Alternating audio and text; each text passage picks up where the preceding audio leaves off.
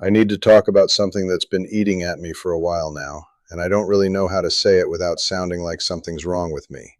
But here it is. I'm 66 years old and I've lost interest in almost everything. Not all at once. It wasn't like I woke up one morning and the world went gray. It was slower than that, quieter, like someone turning down the volume on my life one notch at a time until I realized I could barely hear the music anymore. And the part that scares me, the part that keeps me up at night, is that I'm not sure I care enough to turn it back up. I used to love things. I mean, really love things. I used to get excited about weekends. I'd plan trips. I'd tinker in the garage. I'd call up my buddy Ray and we'd drive out to the lake and fish for hours and talk about nothing, and it was the best part of my week. I used to read 2 books a month. I used to look forward to football season like a kid waiting for Christmas. I had opinions about restaurants. I had a favorite booth at the diner on Route 9. I knew the waitress's name and she knew mine, and she'd bring me coffee before I even sat down. That was my life. Small things, maybe, but they added up to something that felt full, something that felt like mine. And now I sit in my chair and I can't think of a single thing I want to do. Not one thing.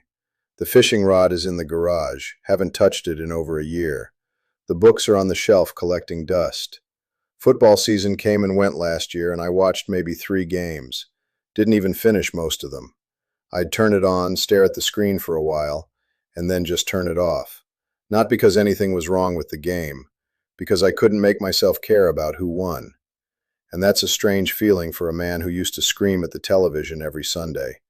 To just sit there and feel nothing. I tried to explain this to my wife a few months ago. I told her I feel flat. That's the word I used. Flat. Like someone ironed out all the highs and lows and left me with this smooth, empty middle. She looked at me with this expression I'll never forget. It was fear. She was scared. And I realized she'd been watching this happen to me for longer than I'd been aware of it myself. She said, "Frank, you don't laugh at things anymore. You don't get excited about anything. You used to come home from work and tell me stories about your day, and now you barely talk at dinner." And I wanted to argue with her. I wanted to say that's not true, but I couldn't, because she was right. She was completely right, and I didn't even have the energy to feel bad about it. That's the thing that really gets me. It's not sadness. People hear what I'm describing and they say, "Oh, you're depressed. Go see a doctor, get some pills." And maybe they're right. Maybe there's a clinical name for what's happening to me. But it doesn't feel like sadness. Sadness has weight. Sadness has texture. You can feel it pressing down on you. This is different. This is the absence of feeling. It's not that I'm sad about the things I used to love, it's that I can't access the love anymore. It's like the wire got cut somewhere between my brain and my heart, and now the signal doesn't reach. I know I'm supposed to enjoy things, I remember enjoying things, but the memory of enjoyment and the actual experience of it are two completely different things.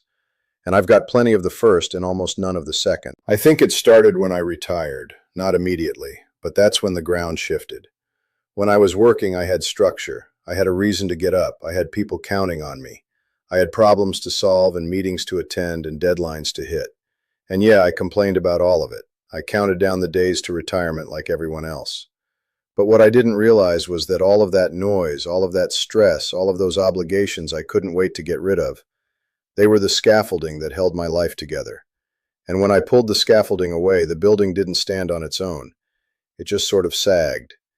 And then it started to crumble, slowly, one brick at a time. The first thing I lost interest in was cooking. That might sound small, but it meant a lot to me. I used to cook dinner 3 nights a week, nothing fancy, steaks on the grill, pasta from scratch on Sundays. My wife's birthday, I'd make this whole Italian spread that took me all afternoon. I loved it. The prep, the timing, the way the house smelled. And then one day I just stopped. My wife asked me if I was going to make the pasta, and I said, "I don't feel like it." And she said, "Okay." And the next Sunday came, and I didn't feel like it again.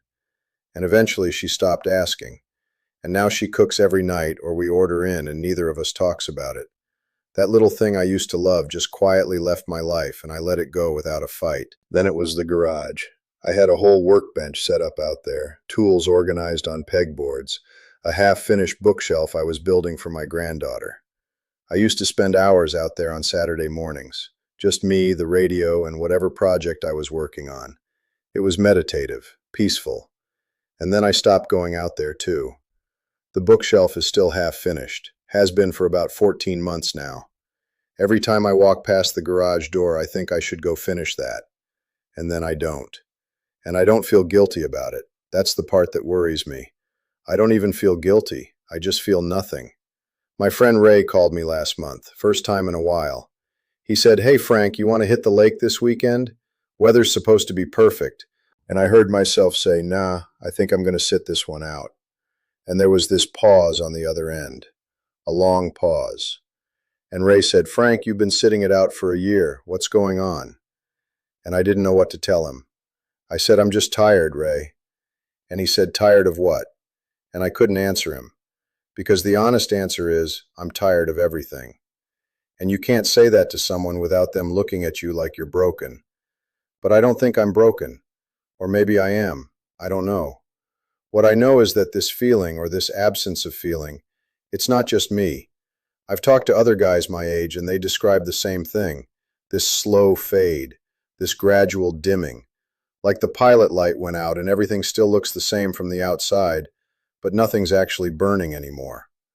One guy I know, retired accountant, sharp as a tack his whole career, he told me he sits in his car in the grocery store parking lot sometimes for 20 minutes before going in. Not because he forgot what he needed, because he can't summon the motivation to open the door. 20 minutes, sitting in his own car, staring at the entrance to a grocery store. And this is a man who used to manage million-dollar portfolios. Another guy, Mike, he was a contractor, built houses his whole life, hands like leather, strongest guy I know. He told me last summer that he can't make himself mow his own lawn anymore. Not because of his back or his knees, because he doesn't see the point. He said, "Frank, who am I mowing it for? Nobody's coming over, nobody's looking. What difference does it make if the grass is 3 inches or 6 inches? And I understood exactly what he meant. When you lose the sense that anything matters, even the small maintenance of your own life starts to feel pointless. Why make the bed? Why clean the kitchen? Why get dressed if you're not going anywhere? These aren't lazy questions. These are existential questions dressed up in mundane clothing. The worst part is how it sneaks up on you. It's not dramatic. There's no moment where you collapse on the floor and say, "This is it. This is where I lost myself." It's Tuesday, and you skip the walk you used to take every morning. It's Wednesday, and you don't bother making breakfast, so you just eat crackers over the sink. It's Thursday, and your phone rings, and you look at the name, and you just let it go to voicemail. Not because you don't like the person calling, because the effort of having a conversation feels like climbing a mountain, and each one of those tiny surrenders feels like nothing in the moment. You barely notice them, but they stack up, week after week after week, and then one day you look up and realize you haven't left the house in 4 days and you didn't even notice. That's not laziness. That's not aging. That's something inside you shutting down one system at a time, like a building going dark floor by floor. I used to drive, not to go anywhere specific. I'd just get in the car on a Saturday and drive for an hour in whatever direction felt right. Windows down, radio on, no destination, just the road and my thoughts and the feeling of moving forward. I loved that. It was one of my favorite things in the world. Last Saturday, I sat in my car in the driveway for about 10 minutes with the key in the ignition. I couldn't think of a single direction worth going. Not north, not south, not anywhere. So I turned the car off and went back inside and sat down in my chair and stared at the wall. And my wife walked through the room and said, "I thought you were going for a drive." And I said, "I changed my mind." But I didn't change my mind. I never made up my mind in the first place. There was nothing to change. There was just nothing. I think what scares me most is that I can see myself from the outside, and I know this isn't right. I have this clarity about it that almost makes it worse. I can look at my life objectively and say this man is disappearing. This man is losing pieces of himself every month. This man used to be someone and now he's becoming no one. I can see it happening. I can describe it in detail, but I can't stop it. It's like watching a car roll down a hill in slow motion and your legs won't move. You're aware, you're lucid, but you're stuck. My daughter came to visit last month with the grandkids. 2 beautiful kids, 5 and 7. They ran into the house screaming, "Grandpa, Grandpa," and jumped on me, and I hugged them and smiled and said all the right things. And the whole time there was this voice in the back of my head saying, Why don't you feel this? Why aren't you feeling this? These are your grandchildren. This is supposed to be the best part. This is what people work their whole lives for. And I was there, physically present, arms around these two little people who love me unconditionally. And I felt like I was watching it happen to someone else, like I was behind glass, close enough to see everything but too far away to touch it. My daughter noticed. She pulled my wife aside in the kitchen, and I heard her whisper, "Is Dad okay?" And my wife said, "He's fine, he's just tired." And there's that word again, tired.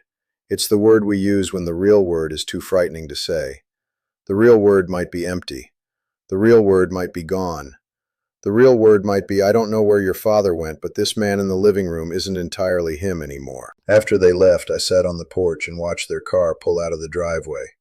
My granddaughter waved at me through the back window, big smile, little hand going back and forth, and I waved back. And as soon as the car turned the corner, I put my hand down and just sat there, for a long time. I thought about my own grandfather. He was a quiet man, didn't say much, sat in his chair a lot, stared out the window. We all just thought that was his personality, that he was stoic, content, a man of few words. But now I wonder if he was going through exactly what I'm going through. I wonder if he sat in that chair feeling absolutely nothing and just didn't have the language to explain it, or the permission. Because men his age definitely didn't talk about this stuff, and men my age barely do. We just sit in our chairs and become our grandfathers and hope nobody asks too many questions. I went to see my doctor about 3 months ago. Not because I wanted to, because my wife made the appointment and drove me there. He asked me the standard questions. Are you sleeping? Yes, too much actually. Are you eating? Yes, but nothing tastes like anything. Are you exercising? No. Are you socializing? Not really. He looked at me over his glasses and said, Frank, it sounds like you might be dealing with anhedonia. I said, what's that? He said, it's the inability to feel pleasure from things that used to give you pleasure. And I almost laughed because it took a medical degree to put a name on something I could have described in 5 words. I don't enjoy anything anymore. He offered me medication and I said, let me think about it. I'm still thinking about it. Not because I'm against it, but because part of me is afraid that if I take a pill and start feeling better, I'll never actually understand what happened to me. I'll just paste over the crack instead of figuring out why the wall split in the first place. And another part of me, the stubborn part, the part that's been a man for 66 years in a world that tells men to handle their problems quietly, that part says you should be able to fix this yourself. You shouldn't need help. You should just try harder. Get up earlier, go for a walk, call a friend. Do the things you used to do and the feelings will follow. But I've tried that. I've forced myself to go through the motions. And the motions without the feeling behind them are worse than doing nothing at all. Because then you're not just empty, you're performing. You're pretending to be alive, and that's a special kind of exhausting. I'm telling you all of this because I know I'm not alone. I know there are people watching this right now who recognize every word I'm saying. Maybe you're 66 like me. Maybe you're 70. Maybe you're 55 and it's already starting. That slow fade. That quiet retreat from the things that used to make you feel like yourself. And you haven't told anyone because you don't know how. Because it sounds crazy. Because from the outside your life looks fine. You've got a roof and a pension and a family, and what right do you have to feel empty when so many people have it worse? I know that voice. I hear it every day. And I'm here to tell you that voice is a liar. You have every right to feel what you feel. And more importantly, you have every right to say it out loud. I don't have a solution. I wish I did. I wish I could stand here and tell you I found the answer and here are 5 steps to getting your life back. But I can't. Because I'm still in it. I'm still sitting in this chair some mornings staring at the wall, wondering where I went. But I will tell you this. The day I finally said it out loud, the day I looked at my wife and said something is wrong with me and I don't know how to fix it, something shifted. Not the feeling itself, that's still there. Or not there, I guess. But the weight of carrying it alone, that got lighter. Just a little. Just enough to breathe. So if you're out there and you're feeling what I'm feeling, I'm not going to tell you it gets better because I don't know if it does yet. But I'll tell you this. Say it. Out loud. to someone. Your wife, your husband, your kid, your friend, your doctor, a stranger on the internet, I don't care. Just stop carrying it by yourself. Because the silence is heavier than the emptiness. And you've carried enough heavy things in your life. You don't need to carry this one alone.